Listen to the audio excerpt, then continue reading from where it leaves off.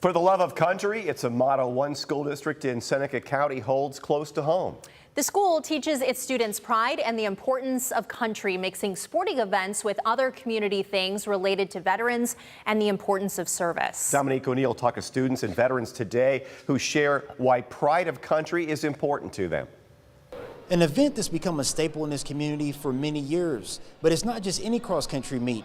It's a meet that honors veterans and shows students the importance of honoring country. The generational connection between the students at Seneca East and veterans is something the students will take with them when they graduate. So having the veterans, the Vietnam Wall, and all of the different things at our meets that we host, it's just, we really get to connect with them, which a lot of schools don't get the chance to do that. So it's just an honor to be able to host stuff like that at our school. Other students say it's very rewarding to be able to learn from veterans. I mean, it's a big privilege to be at this school and in this area to support the veterans and just how much they've done for us and all their sacrifices.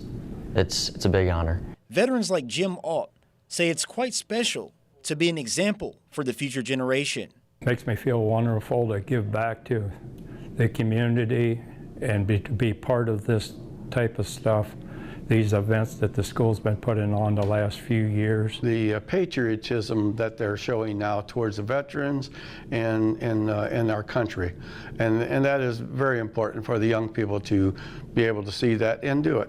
The superintendent for Seneca East Schools says the district has made a concerted effort for several years to draw community focus to their veterans and first responders by instilling in students a love of country, a love of community, and a love of service. Patriotism is something they feel good about, and they learn very quickly that they're part of something bigger.